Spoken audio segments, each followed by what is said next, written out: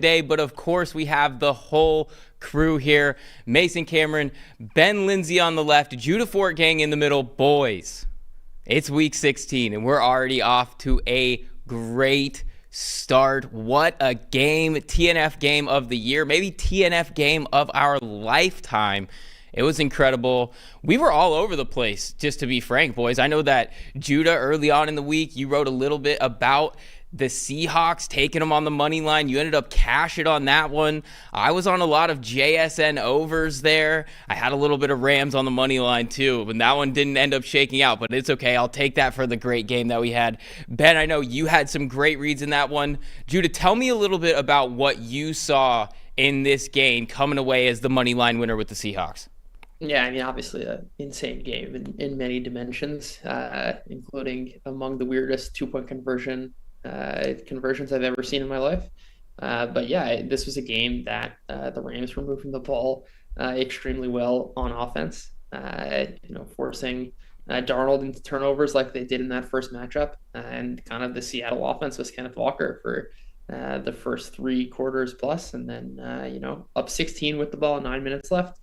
A couple run punt situations, and the Seahawks obviously came back. Thrilling game. I mean, I don't think we learned too much about these teams. We know the Rams are a house. I think it is well known kind of Darnold struggles, but the Seahawks overcame it. And at the end of the day, there's almost so much projection you can do going forward. They've got kind of the stranglehold on the number one. It's theirs to the Seahawks, theirs to lose, and that matters come January. So.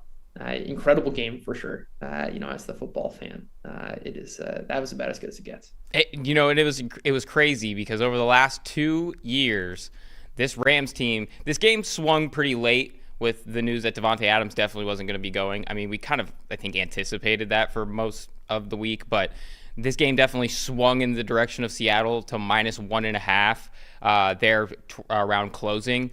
But early on in the week, it was Rams -1.5 favored on the road, which was actually a spot that they've really excelled in. 8-1 against the spread over the last 2 seasons, and that was actually the inverse of what we've seen from the Hawks. They were, I think, 1-6 against the spread as home dogs. So this was one of those, get right games, get figured out, and this is one of those big matchups that really says a lot for the Seahawks. Ben, what did you make of this game? Seeing everything unfold, it was incredible. It was crazy to watch. I know that you had some JSN stuff too. How did you fare last night? It was okay for me. My biggest bet was on the under for the game. I didn't think we were going to get a lot of offense, and it looked okay for a little bit, and then the second half was just haymakers. Punt return touchdown, interception to the 3 or whatever it was for the Rams. But I think obviously the way that game ended is huge for Sam Darnold because it was looking like it was another Sam Darnold late season bad game against the Rams specifically, which is something we've seen multiple times the past couple years. But they found a way to get it done, all right, with some big Kenneth Walker plays early, at least keeping him in range.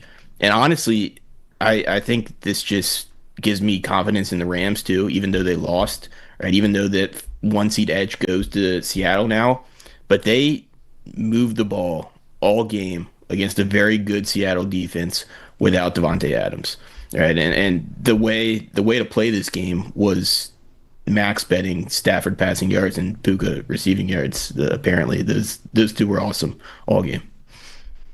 Yeah, well, what a week for Puka Nacua, to say the least. An eventful week for Puka. And you said it right there, Ben. That's really impressive for how well this Rams offense was going to move the ball against Seattle. Since week 6, this Seattle defense was the highest ranked defense in EPA per play allowed. And it was just an incredible number over defenses like the Houston Texans, over this Rams defense, defenses that we talk about all season long being powerhouses. And this Seahawks team was even a step above them.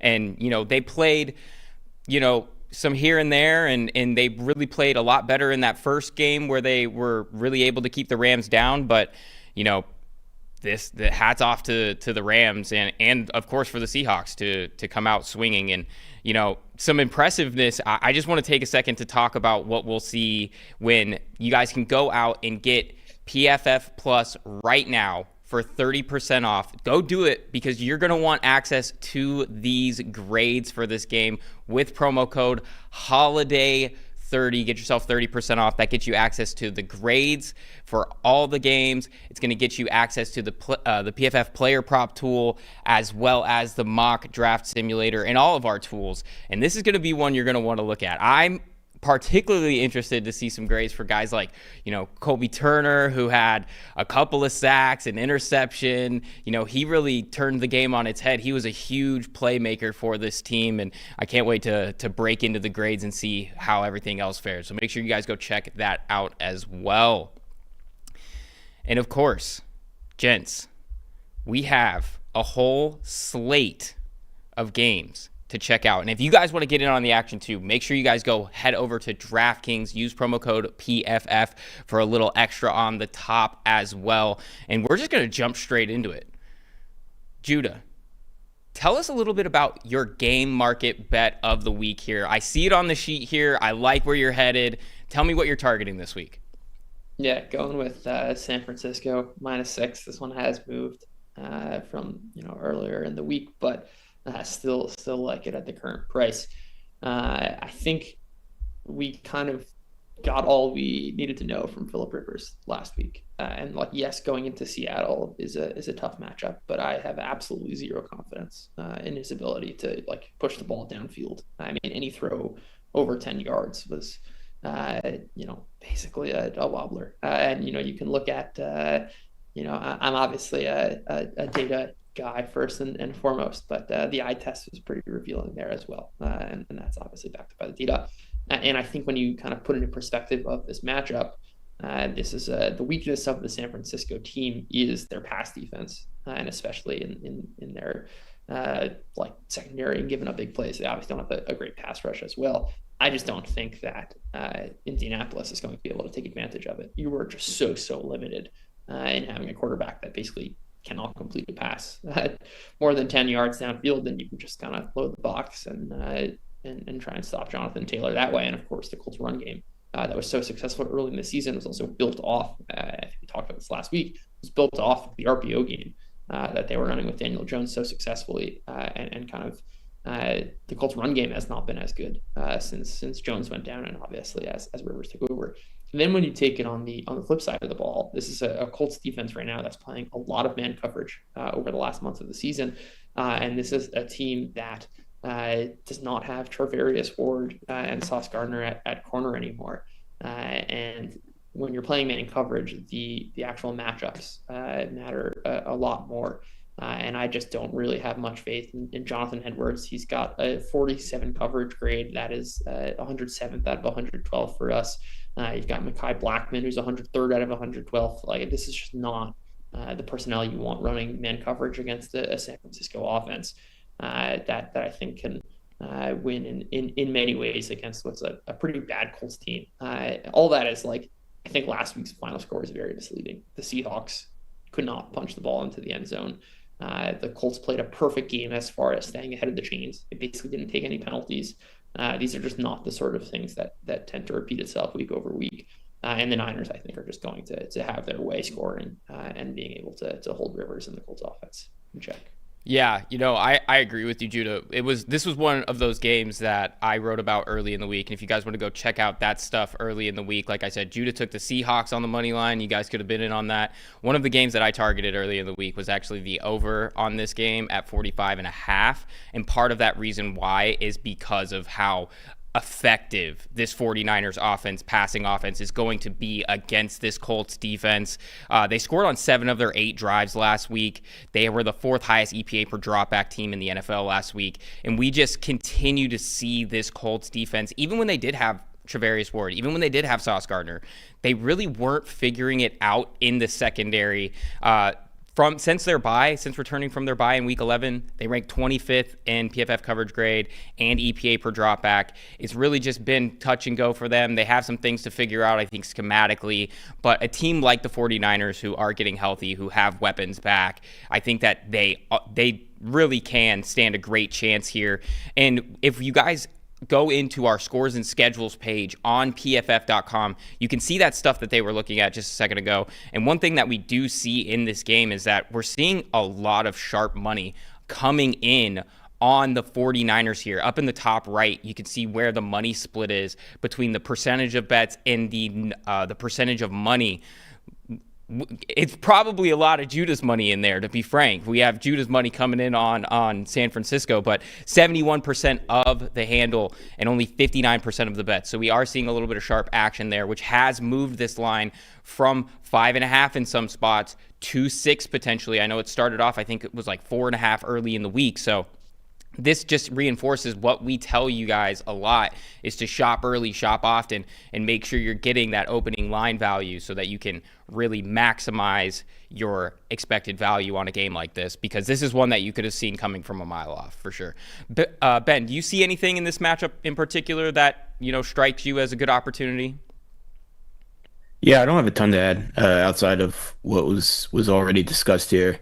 Like, I thought Seattle made a lot of sense last week, and Indianapolis hung tight the whole game. I do think there's an element of, if San Francisco jumps out to a big lead, this can get really ugly. So like there's some element of alt spreads making sense here with San Francisco. But then there's also another scenario where maybe it plays out similar to last week, right? And the Colts are just eating clock and they're able to have some success with the run game, even though the Niners know they're going to do it. And Rivers is able to make enough passes against the San Francisco defense that I've kind of been fading the whole year. Right, they still haven't been able to generate pressure towards the back half of this year. So, like, I think if I was betting the Niners here, I would push this out and kind of try to tell the story of they score early. Indianapolis can't just keep handing off to Jonathan Taylor, which I thought there was a good chance that happening in Seattle. It didn't. But with how explosive San Francisco's offense is, I think that's in play here too. Yeah, I mean, and you do make a good point. I think on the other side of this thing, too, is that you can see an effective running game from the Colts potentially. As Judah did mention, a lot of that was hinged on their ability to run some of these RPOs and get guys in conflict defenders, particularly at the linebacker level. That was a huge asset for them.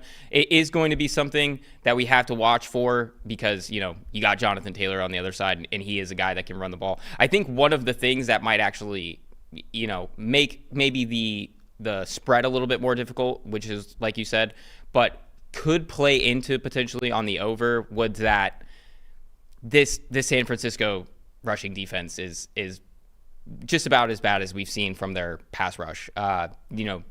They have 3.6 yards allowed per carry after contact, which is the worst in the NFL over the last, I think, 4 or 5 weeks. And that's going to be something where Jonathan Taylor is the only back in the NFL with over 1,000 yards after contact so far this season. So that's going to be a situation. You might see some long breakaway runs for the Colts, but it is definitely going to be an interesting one to watch here. What is that one? Monday night, I believe, right? A little closeout to the week. Yep. Phillip Rivers closing out the week. Phillip Rivers closing out the week, man. He's living the dream right now. Out of the house. How many kids does he have? 9, 12? Something like that?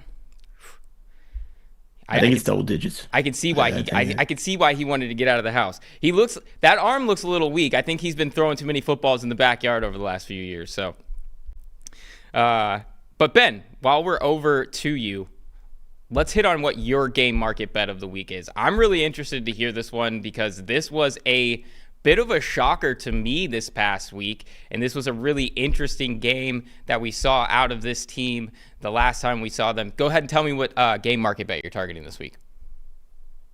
Yeah, I was big on the Falcons offense, the Falcons passing offense specifically on Thursday night against the Bucs. And I think this is another good matchup for Atlanta. So I'm on Falcons over 25.5 team total. This is mainly about the Cardinals defense. This defense is just self-imploding. They've lost their last 6 games. In those 6 games, they've given up 36 plus points per game average. They've given up 40 in 4 of those 6 games. And Cousins, we've seen this season, when he has a clean pocket to work with, when he's not pressured, he still looks good. And he has the 8th highest passing grade in the NFL this year from a clean pocket. This is a Cardinals defense that over that 6-game losing streak has a bottom 5 pressure rate in the NFL.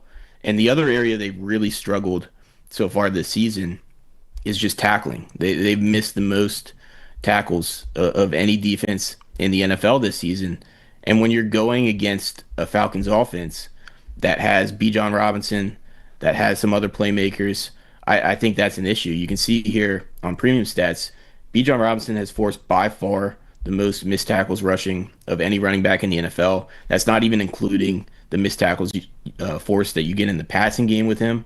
So against a defense that hasn't been able to generate pressure, that has struggled to bring down ball carriers, that has given up rushing production. We just saw the Texans without their top 2-3 running backs be able to run the ball on this Cardinals defense.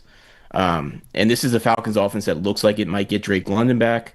And there's always some component. I don't know how much I buy into it at this time of the year of, oh, this team is trying to get a better draft pick. I think generally, like, these teams are trying to win. The players and coaches want to win. They're playing for future contracts and all that stuff. But that's not a worry at all with this Atlanta team because that draft pick's going to the Rams. All right, so the Falcons have every incentive to put their best foot forward and win games. And I think they can clear 26 points here against the Cardinals. Yeah, I completely agree. I was highly impressed, and I think they're likely. Did we talk about? I think they're likely getting Drake London back. It's looking like he's trending towards making a return here. And to say that what we saw from this Falcons offense last week was all without the number one target in this offense, and you have essentially a plus matchup for Kyle Pitts versus a Cardinals defense that has very much struggled against tight ends. And while some of that sentiment that Kyle Pitts' breakout is due to Drake London not being on the field, while there is probably some truth to that, Kirk's loved throwing to Pitts, and he's really gained a lot of trust with him, and I think you could continue to see them really become a dangerous offense down the stretch here. And as you said, this team wants to win. This team wants to play for their jobs. This team is looking for opportunities next season as well, and they're looking to build off having a relatively young team with a lot of quality weapons. And, one of those angles that I'm also going to be taking in this game is some Kirk Cousins passing stuff, just because we see the Cardinals play a lot of too high. This is going to be a situation where Kirk has actually excelled against too high coverages. And, the Cardinals, a team that just really hasn't been pressuring very well. Kirk is obviously a guy who's much better when you leave him clean. Judah, is there anything else that you're seeing in this one? Give me some disruption rates. Give me something to sink my teeth into. What do you got in this one? Yeah, no, I mean, it's as Ben covered. This is a Cardinals defense that has been abysmal at generating any disruption. This is an angle we're on last week, but over the last month of the season or so, they're at like a 36% disruption rate. It's like when I post a graph on disruption, the far end of the left axis is 35. It's really, really terrible for this Arizona team. And Cousins, of course, is as every quarterback is a lot better, kind of undisturbed, but it plays into the same themes of Cousins being a lot better from a clean pocket, etc. Yeah, I think this is a great spot for this Falcons offense for sure. And they're also one of these teams that does a lot of weird stuff on the back end. And if you're not creating pressure, that creates opportunities for you to potentially create turnovers, make big plays. It also creates more opportunities to just bust things, right? And with a quarterback like Cousins, who I know kind of reading defenses and quarterbacks being able to read defenses is a big talking point in the NFL this week, and Cousins gave an answer on it. I think a veteran quarterback like Cousins better suited to kind of read out some of what a team like Arizona does. That was a great press conference to see him just enter a flow state talking about learning how to read defenses and stuff. That is the content that I need on my feed every single day of the week. So, and I really like your angle here with this one because I do agree where this total for this game, 47.5, 48.5, it might be a touch high to really trust the Cardinals offense to come out and really be swinging because they've shown some struggles throughout the year. But I really do like the opportunity that we will see from this Falcons offense. So I like your angle here to isolate the Falcons at the team over at, what was it, 25.5? 25.5. I don't hate the regular over either. Trey McBride, garbage time, is the best player in the NFL. So the Cardinals have shown an ability to put up some points too. I just lean towards the Falcons team total a little bit. Like it. I like it. I like it. And of course, boys, we're going to head over to my pick of the week. I can't wait to get some of your guys' input on this one as well, because I know that this is going to be a game that has a lot of implications. This is a game that is going to decide who's going to end up taking the NFC South, the most competitive division in the NFL. This is obviously the first of two matchups between the Tampa Bay Buccaneers and the Carolina Panthers over the next 3 weeks. So there's a lot on the line in the division. There's a lot on the line in this game. And I'm going to be siding with the over here at 45.5. And really the big thing that I see in this one is that this is going to be a passing-rich environment for both of these teams. We can see a lot of money coming in on the over here from a sense of what we saw from both of these teams, at least definitely from Tampa Bay over the course of last week. When we see both of these defenses in EPA per play EPA percentage, positive percentage of EPA earned on passing plays since week 11. 29th, the Buccaneers. 30th, the Panthers. So both of these defenses have really struggled to limit success in the passing game. And just frankly, we saw what they were able to manage last week, or what offenses were able to manage last week against these defenses. Atlanta, we just talked about it. Kirk Cousins, he dropped over 350 and 3 touchdowns, all without his wide receiver one. We saw Tyler Shuck throw for 272 against this Carolina defense just the other week. And offensively, I think that we've seen some things from both of these teams that is encouraging, that can show that they can take advantage of subpar coverages like what we'll see from both of these defense. Carolina, since week 11, top 10 in EPA per dropback, and third in yards per attempt at 8.36. So, this is one that we're going to see. And Ben, I want to get your input on this because I know that you're going to be in on some Bryce Young passing stuff. I know you wrote about that a little bit this week, which is going to be coming out here shortly. And of course, if we talk about on the other side of the ball, Tampa Bay looked a lot stronger with Mike Evans coming back. I didn't actually anticipate him coming back for that Thursday night game. I thought they were going to rest him to come back in this game, but he came back. He looked really good. And the splits for this offense when Mike Evans is on the field versus off the field in EPA per dropback is immense. It is immense. When he is off the field, they are 27th in the NFL in EPA per play. When he's on the field, they're in the top 10. So this is a situation where getting him back has been a huge asset for them. We're seeing two defenses that have really struggled to limit production through the passing game. And I like what we could get out of a little bit of back and forth passing game. Over 45.5 really seemed low to me. So I'm going to be taking the over on that one. Ben, I want to ask you first, because I know that you're writing about that Bryce Young passing total there. Go ahead and give me some of your input on this game. What are you seeing from this in a sense of why Bryce Young might be able to excel against this Buccaneers defense?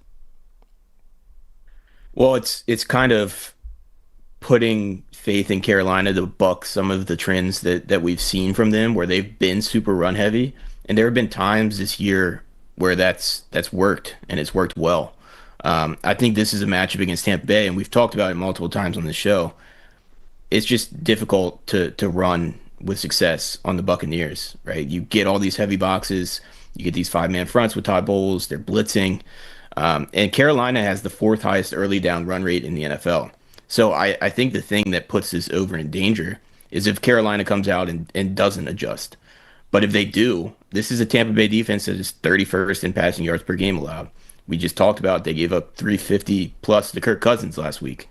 And this is a Carolina offense that I think just needs to put the ball in Bryce Young's hands a little bit more on early downs when you have more opportunities for these downfield plays in the passing game. Ted McMillan opened the week with a DNP, but then he bounced back to a full participant. Looks like he's probably going to be good to go. You saw Jalen Coker making some plays last week against the Saints. Like they do have some pieces on this offense, and I think the only way that Carolina wins this game is if they put some faith in Bryce Young on early downs and they let him attack Tampa. And if that's the case, I do like the over here as well. Yeah, and there's been situations this year, a little bit few and far between, because Bryce hasn't thrown, the roof off the building or really, chucked the ball around quite a bit this season. And a lot of it is due to what you stated there with their game plans, a lot of run heavy stuff. But when they do unleash him, we've seen some 448 against Atlanta. Like, we've seen his ability to take advantage of some subpar coverages. So that's definitely going to be an interesting aspect of this one as well. Judah, are you seeing anything in this one? How were you impressed by maybe this Tampa Bay offense, how they've come back in, or what are you seeing from both of these teams in this matchup? Yeah, I mean, last week was Baker Mayfield's first positive EPA game since, I believe, week 7. No, week 6, excuse me. Like the Tampa Bay offense has been awful for the better part of the last couple of months. Now you can attribute that to multiple things, and they obviously getting Mike Evans back is huge. But Baker Mayfield also has not been himself. Is inaccurate. His accuracy rate is just way down over this period. Again, you want to talk about like an eye test matching some of the data you saw in that game against the Lions. Baker just like very obvious, a primetime on, easy to see, like missing some obvious throws that he was previously making. And like my initial reaction watching that game was like, oh, Baker Mayfield's hurt. And like that's kind of been backed up by the data. So I have some concern just about the Tampa Bay offense. It's somewhat mitigated by the fact that like there are a lot of confounding factors. You've got Bucky Irving back now. You've got Mike Evans back in the fold. Chris Godwin obviously has been back for a while, but was not playing at the week 7 point in the season. So there are some reasons for optimism for Tampa, but at the end of the day, like Baker Mayfield's been bad, and I'm not yet ready to say that the kind of 6 weeks before are not to be really accounted for just on the backs of one game. So I have some concern about the Tampa Bay offense. That's really what it comes down to. Yeah, that's definitely fair. Even last week, like they positive EPA, like you mentioned, they were able to hit some more big plays, but you still saw some of the accuracy stuff with Mayfield in that game, including the Igbuka potential touchdown, right? That ends it. I think like this isn't a difficult matchup for them against Carolina. I talked multiple times about Carolina just not having a pass rush. This is a pretty heavy cover 3 team, which single high, you get opportunities outside of Mike Evans. So, like, I think this is a spot where we could see them look better, but I kind of agree that I'm in a little bit wait and see mode with Tampa Bay until I'm saying they're even close to what we saw early in the season when Mayfield was kind of in the MVP conversation.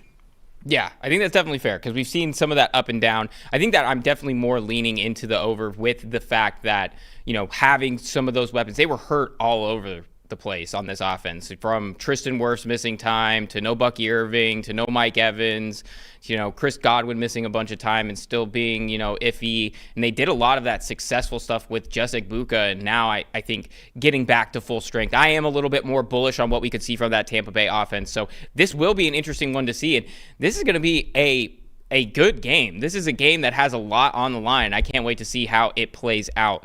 And boys, we've got some player prop picks to talk about here. But first, we're going to show you guys everything that comes with the new PFF player prop tool that's available on mobile, that's available on web, and everything that it can do. It is a super powerful tool. So make sure you guys check this out.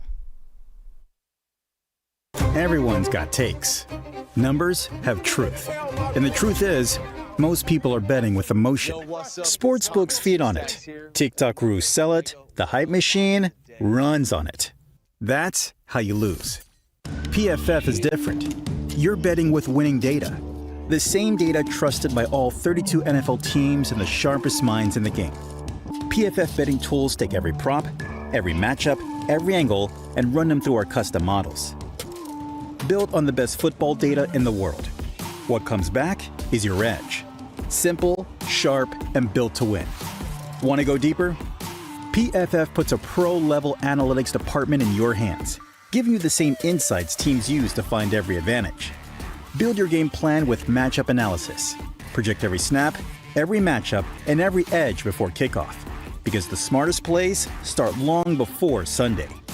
Hit rates show how a player performs against their prop and against defenses built the same way. It's the data that gives you real confidence in every pick. Next, Key Insights translates PFF data into the story behind every matchup, giving you the why that powers your bets. From coverage schemes to defensive looks, it's the context that turns raw numbers into winning decisions. When you're ready to take action, filter through every prop on the market and focus on the opportunities that matter, by game, matchup, or value. Then, shop for the best available line in your area and tap your book of choice to place the bet instantly. Everyone's got takes, but now you've got truth. Bet with data, win with PFF.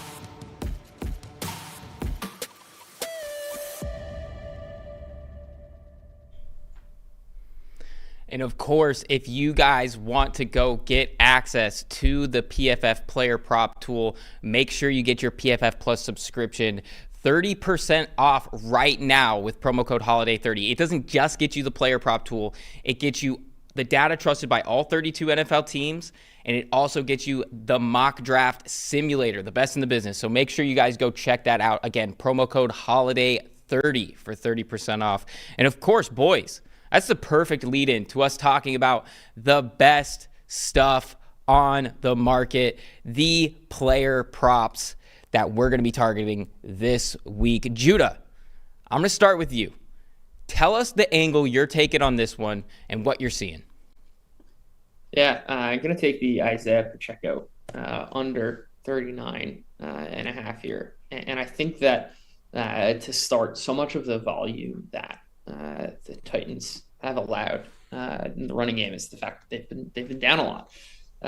This has not been a good Vikings team, but the Tennessee Titans have really turned this run defense around. And over the second half of the season, this is a team that is just behind the Seattle Seahawks in terms of their rush success rate allowed, their rush EPA, second best in the NFL, yards per carry, not far behind. And this is a Chiefs offense, I think, that is going to struggle to move the ball. Obviously, Pacheco and Hunt are in kind of some timeshare. Pacheco's got a little bit of the advantage there, but I don't think the Chiefs are going to be playing fully from ahead here and dominating this Titans offense. And the Titans have allowed absolutely nothing on the ground this year. Pacheco is not exactly a home run kind of target. I think you need like kind of 12, 13, 14 carries here. And that has just not happened really in any game. And yes, the Chiefs are likely to be a bit more run heavy with Mahomes out, but I would think that's counteracted by the fact that the offense is going to be less efficient overall. And the play volume kind of evens out because of that. So a lot of kind of angles to see how this might be priced. There's obviously a lot of uncertainty, but ultimately you've got like not a good running back who I think needs a lot of volume against probably the best or second best run defense in football at the moment. So I'll take Pacheco under 39.5. His medians are well lower than this also. You know, and I think one piece of this angle too is this Chiefs team is going to have a tough time up front. Like, you know, they're getting Trey Smith back. That's a huge addition. But they did lose Jalen Moore. And at this point, no Jawan Taylor, no Jalen Moore. We saw Wanye go down. Like, I'm not sure who's about to suit up at tackle for this team. And running the ball takes all five guys up front and some to really get an effective run game going. We've seen some ability for this Titans team to really, you know, stack the box and play pretty well when they're in some closer games. And particularly up front, I don't really hate their front seven. I think that they have some good pieces there. You know, it's a tough break for what we've seen from Kansas City as far as injuries go, as far as just, you know, not really being able to sustain that offensive productivity that they were early in the season. For them to be as good as they were offensively early and then to end up missing the playoffs and really just falling flat down the stretch, that's a bit of a surprise to, you know, anybody that's watching effectively this team over the last decade plus. So that's definitely going to be an interesting one. I really like your angle there with the under at 39.5 rushing yards. Ben, do you see anything out of that one? Yeah, I like it. I think maybe the The only concern is that we've seen the Chiefs be extremely pass heavy, and like I think that could flip here. But then to Judah's point, this is a good Titans run defense. Like kind of goes under the radar, but Jeffrey Simmons and Devondre Sweat are both top 10 graded defensive tackles for us this season. Like that's the strength of this team. And the Chiefs haven't been able to run the ball. And this is a Chiefs offense that we've talked for a lot of the year about how something's not right. There's too much wrong for Patrick Mahomes to make up for. And now Patrick Mahomes isn't there. And you're behind this offensive line that is down multiple pieces. Rashee Rice is in concussion protocol. And like this is a Tennessee defense that can be had, and we've seen it. Their secondary, we saw it last week in San Francisco. I was on Titans plus 12.5, which by the way, not discussed, just to vent a little bit here, but Kyle Shanahan kicking that field goal on 4th and 1 to go up 13, very disappointing, right? Not really sure why you're kicking the field goal in that situation, but this is a Titans defense that I think it has enough to deal with this version of the Chiefs offense with Gardner Minshew at quarterback. And if that's the case, like, yeah, Pacheco might get more carries. They might go a little bit more run heavy, but I just don't see him being very efficient at all. Walt in the chat likes the Chiefs to go after Love from Notre Dame. I think that could be a good one there too, if they can get their hands on him. But I think it goes to your point. There's just been too much wrong with this team. And if we even go to the PFF player prop tool, we take the expected value with our edge versus the market price versus our projection. And we see it right here that this is one of the bigger markets for us in terms of edge. We have a 61.9% cover probability here, a 16.2% edge. So this is another one that the model really, really likes. It's in lockstep here with Judah on that. And frankly, there's a lot that goes into that. One of the things that this Titans defense doesn't do terribly well is actually on the outside covering guys. They've really struggled at cornerback. We've seen some teams really, beat them up at that part. And, I know that it's Gardner Minshew. I still think that they're not going to be that afraid of throwing the ball around. And given how they split this backfield, I'm in on it. I like the under at 39.5 too. Ben, while we're over to you, go ahead. Lay it on us. This one's going to be a tough one. This one's going to be a tough one to swallow just hearing. It's one of these Ben Linsey sicko mode lines, but I love your angle on it. Go ahead and tell us what you're taking in this one. Yeah, this might be one where you're sitting there in the fourth quarter and he doesn't have a target and you're like, why did I do this? But I think it's a good spot. And I think there's a lot of value on these alt lines specifically. So we're showing a little bit of edge on Treylon Burks receiving over at 12.5 yards at DraftKings. I prefer kind of pushing this out. So 25 plus receiving yards plus 225 is what I'm going with on DraftKings. I have a 50, I have an 80 already. So I'm comfortable kind of being aggressive here. And it's primarily a combination of the matchup. This is a good Eagles defense. They've looked really good the last 2 weeks against the Chargers and the Raiders. I think that is somewhat a reflection of the Chargers' current offensive line and the Raiders being the Raiders. But I do think this is an Eagles defense that is worse with Jalen Carter out, and Jalen Carter looks like he's going to be out again. And Burks is probably going to be getting the softest matchup of the three starting Washington receivers, and Noah Brown came back last week, went out again, so Burks should be the wide receiver 3. And you have to imagine that Quinyon Mitchell is going to be on Terry McLaurin.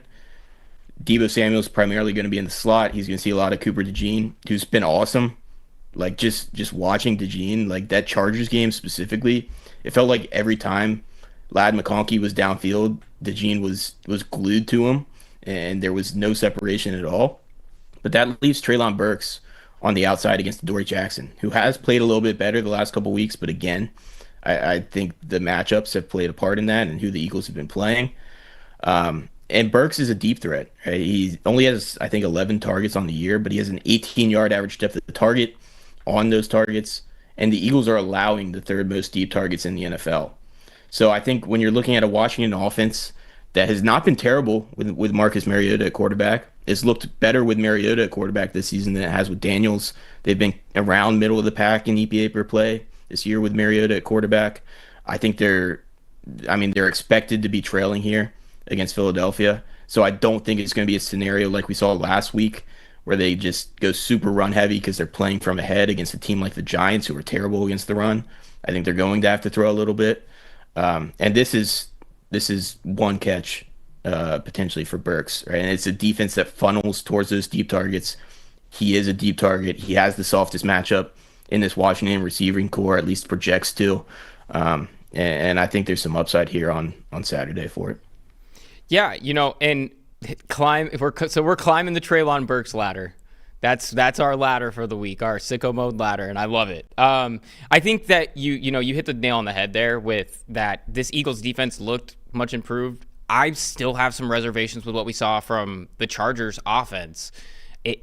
Justin Herbert just doesn't look right. I know it's not the throwing hand, but you can tell that he's thinking about the hand constantly. Every drop back, every time he take a hit, every time they flash pressure, because that's something that happens a lot with that offensive line. He's always thinking about it. He didn't quite look like the same guy in that matchup, but I completely agree with you here. When you get an opportunity to attack Jackson, you can do it, particularly down the field, and that's somewhere that Treylon Burks can excel in. Judah, do you see anything in that one as well? Yeah, I love Ben's angle. Also, kind of as you said, Mason, laddered this up. I think you can see a bunch of deep shots here on a Philadelphia defense that forces a ton of deep attempts, like Burks is going to get some looks. The only thing I would disagree with is, Ben, I don't think there's a better position to be in than asking yourself, questioning your life in the third quarter as to why you bet Treylon Burks, only for him to get, two deep targets in the second half of the game. Like that's a living. And none of these like sicko. This is how we win. I was living last night with Kanate Mumfield. Unfortunately, didn't come through with the fourth catch, but that one wasn't as nervy because he came through with at least two to hit the first leg kind of early. Yeah, exactly. Some people jump out of planes. Some people ski down mountains. Judah bets Treylon Burks third quarter. That's how we're doing it. I love it. That's how we feel alive there. And of course, boys, last one on the slate here is my own. And I'm going to be going with a little bit of Keaton Mitchell. We're going to be pushing this one out. I'm also going to be taking a couple ladders on this line here, but I think 25 plus rushing yards, 30 plus rushing yards is going to be an angle that I am liking with Keaton Mitchell this week. He's been far more involved over the last couple games. 14 carries in the last two. He had 14 carries over the 4 games in November. And something that we've seen is he's been ultra effective on limited touches. His 8.0 yards per carry since having more of a role in week 8 leads the NFL. And that's allowed him to have some pretty productive days. He's had 30 plus in 5 of his 8 games over that span. And one of the reasons why is because he's an extremely explosive runner. 5 runs of 10 plus yards over the last 3 games. That includes the 55-yarder that he had against Pittsburgh. And really, one of the things that I want to talk about here is his breakaway percentage. What he gets when his percentage of rushing yardage that he gets from breakaway runs of 15 or more yards. That's something that you can find on premium stats. And we have this angle here where of running backs with at least 25 carries, his 53.2% of breakaway rushing percentage is actually right there at the top of the NFL. And that's going to be something that is absolutely going to make a difference in this game. We've talked a lot of this year about New England and their explosive rushing, and their ability to limit running backs. But over the last few weeks, that really hasn't been the case. They ranked 29th in explosive run percentage allowed. And this is going to be an opportunity where I see Keaton Mitchell getting more involved. He can break a couple open. And really, if we look back to that positive EPA percentage on runs allowed since week 9 for the Pats, they're dead last in the NFL, below teams like the Steelers, the Giants, the 49ers, all defenses we talked about recently and even today as struggling to stop the run.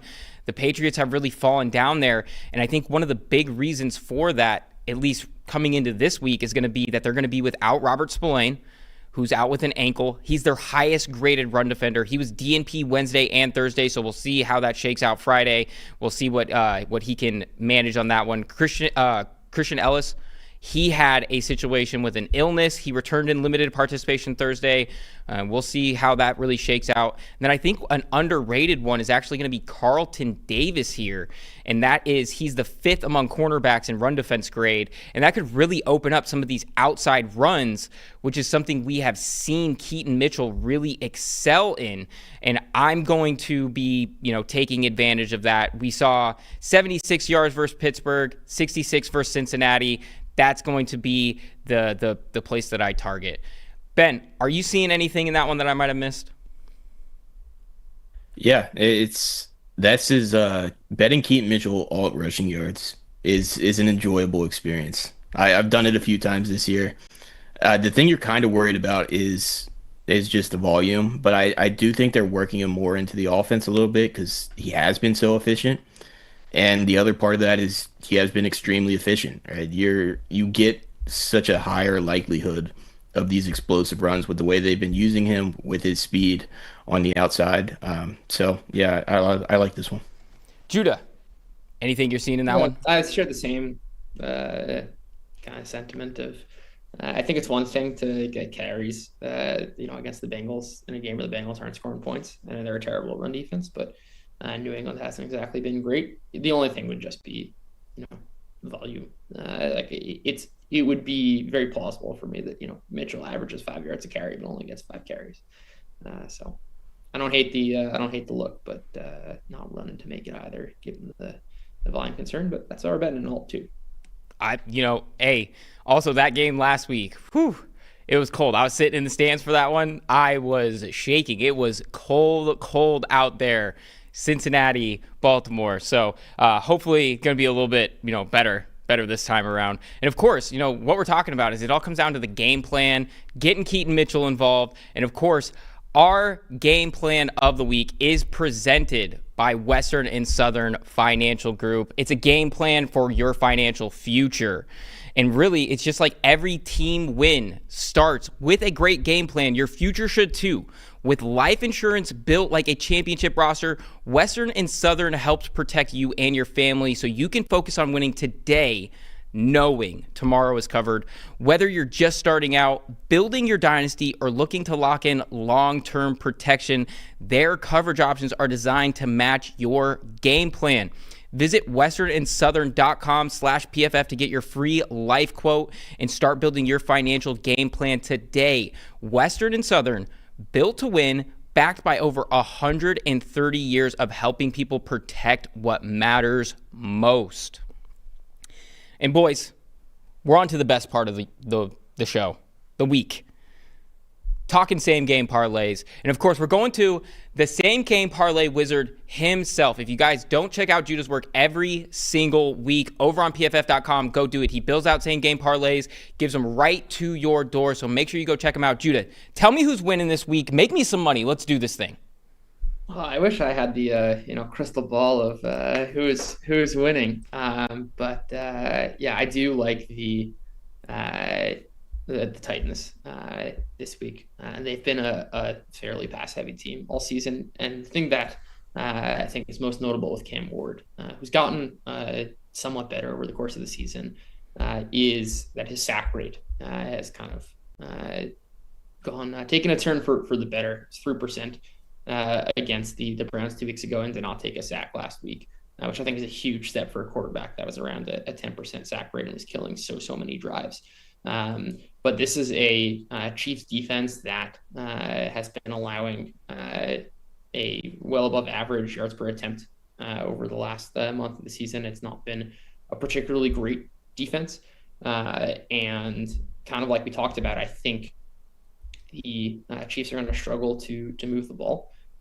And with the Tennessee run defense forcing Kansas City into, I think, a lot of obvious passing situations, the structural problems for the Chiefs. I mean, their entire offense of late has been Mahomes created.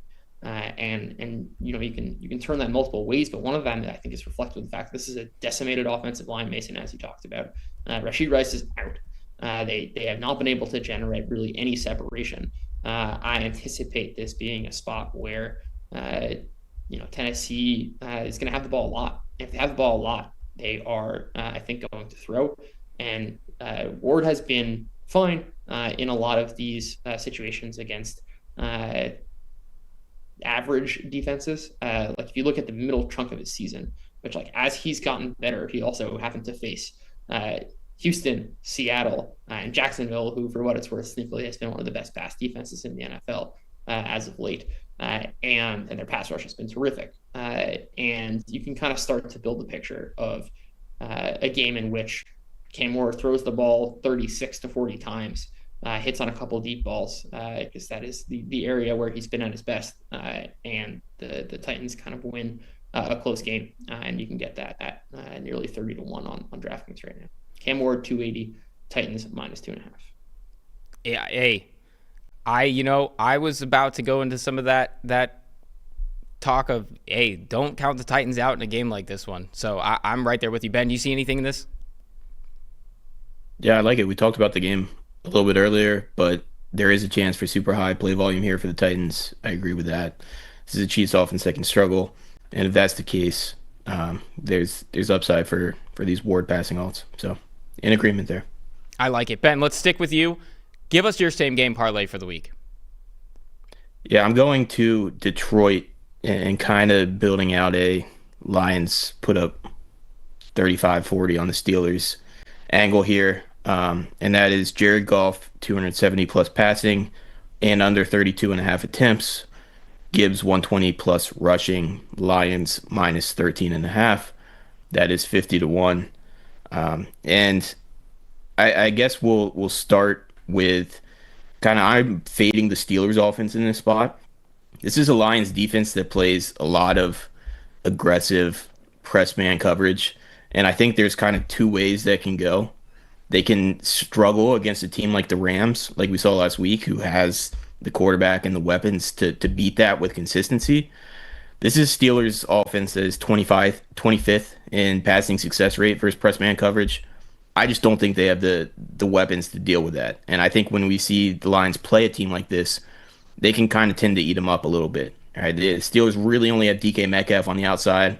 They're playing a lot of MVS and Adam Thielen, who they signed off the street 2 weeks ago. A lot of heavy tight end stuff, which the Lions have been pretty good against tight ends. So I think there's a chance that the Steelers offense struggles here against Detroit, creating more play volume for the Lions. And then when you look at this matchup against the Steelers defense, they deviated from this a little bit against the Dolphins. Right, we talked about them playing man against Miami. It was kind of game script dependent. There was a weird Dolphins game on Monday night where the Dolphins were moving the ball a little bit in the first half. Tua throws a pick. They fail to convert some third and shorts. They punt it away. And then next thing you know, the Steelers score at the end of half. They score on the first drive of the third quarter, and they're up 21-3 or whatever it was. And then Miami basically has to pass the rest of the game. But the Dolphins had some success running early in that game. Achane still averaged 5 yards per carry in that game. So I think Gibbs can have some success on the ground. Specifically, you always have the explosive play upside with him. And then in the passing game, I do think this is a spot where the Steelers are going to be more like what we've seen and play a lot of single high. And Goff has a top 5 pass rating at single high. St. Brown and Jameson Williams are both top 10 in the NFL in yards per route run versus man. So I think we can see a spot here where the Steelers struggle to move the ball. We get high play volume for the Lions. Goff's efficient. Gibbs is efficient. And this is a comfortable Lions win at home, coming off a loss. Yeah, I mean, I like it. You could see a lot of explosion with that Lions offense, particularly when it comes against a Steelers defense that has really struggled, particularly when they try to match up man-to-man. There's too many dudes on this Lions offense to really, institute a game plan like that and have a lot of success. Judah, you see anything in that one? Yeah, I think I wonder what happens with Derek Harmon and coming back, and kind of how that helps the Steelers run defense. Obviously, I think injuries are the name of the game here, and you're betting on a bunch of kind of very correlated pieces, like -13.5 and the under attempts and the Gibbs rushing are I think all baked in. But I like the read of the game, and I definitely see this as a spot with a lot of a wide range of outcomes, let's say.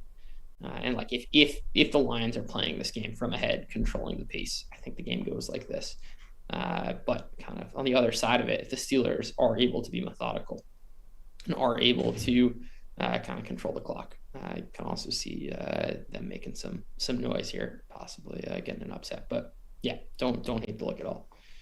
Yeah, I think Harmon looks like he's going to be back, but Watt not practicing, Herbig not practicing, Pierre not practicing, who quietly has been pretty good for the Steelers at corner this season. Isaac Seumalo's on the offensive line is hurt. They're still down multiple left tackles, so the Steelers short week and pretty banged up. It's part of this as well.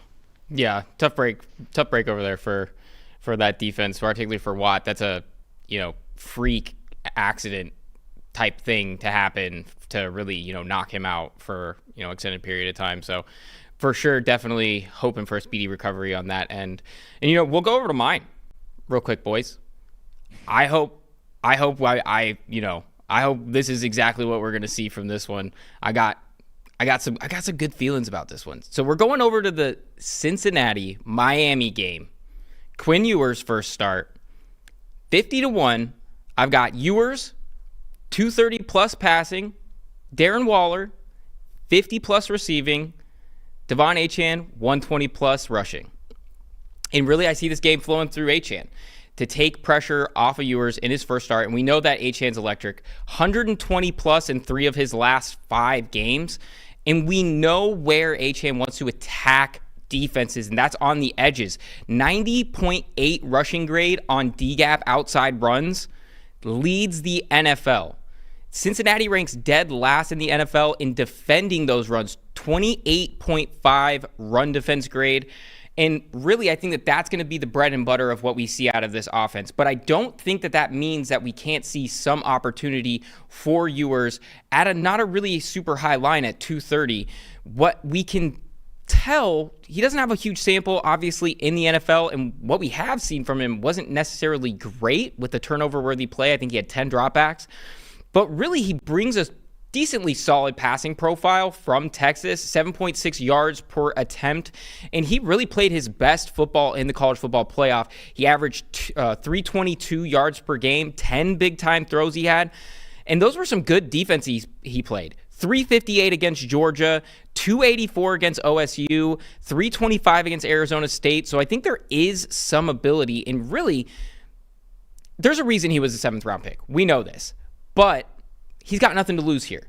So I think that he's going to be able to unleash the ball, throw it around a little bit. And against Cincinnati coverage unit that has struggled mightily all year, and they're still struggling in the back half of the season since the start of November, they're tied with Tennessee in allowing the most yards per attempt in the NFL, 8.49, 31st in explosive pass play percentage allowed at over 18%. And so I think there's going to be some opportunities for Ewers to uncork the ball down the field a little bit. And then when we talk about the tight ends, I mean, we've talked about the tight ends versus the Bengals all season, and they have allowed 200 more yards to tight ends than any other defense in the NFL. The next highest defense is Seattle at 1,041. They've literally played an extra game because they've already played this week. 9.3 yards per coverage target. They've allowed 90-plus receiving yards to a tight end in 3 of their last 4. So I think this is an opportunity where we could see some back and forth, where I really think that this Dolphins offense still has some pieces, and they're coming up against a defense that has not really been as solid. Now, they've been a little bit more improved over the last few weeks in some regard, but not in all regards. Go ahead and give me Ewers 230 plus, Waller 50 plus, Achane 120 plus. Are you guys seeing anything in that one that I might have missed? Yeah, Waller and Achane both make sense just from a volume perspective for Achane. Waller against this defense, I'm a little bit concerned about the Dolphins putting up a lot of yards in this spot, which just kind of points at with the passing and rushing. Primarily because obviously Tua had his faults, but a lot of kind of Miami, when they were successful, was tied to his understanding of the offense and throwing with anticipation. And with Ewers, I'm not sure I want to bet on that being there, even against the Bengals defense that has really struggled this year in his first start. Yeah, that's definitely that is definitely the big pivot point here, is if Ewers can figure that out, because his line is not 230. His line is, I think, 190. So there's definitely, some leeway there. I think the opportunity against this Cincinnati defense is definitely where I'm leaning into that. But I definitely see what you're saying, because,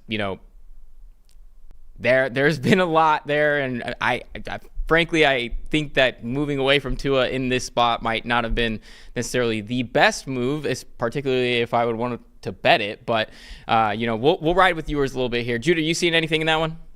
Yeah, I share the same. I see the kind of angle of attacking the Bengals. You're just probably betting on 450 yards total offense with the Quinn Ewers backed team. Is just not. I'm not rushing to bet that, but crazier things have happened for sure. It's 80 degrees in Miami this weekend, boys. We got to enjoy the weather. Get out there, throw the ball around a little bit, get some offense going. That's got to be. Hey, Dolphins fans want it, I'm sure. That would be great. Oh yeah.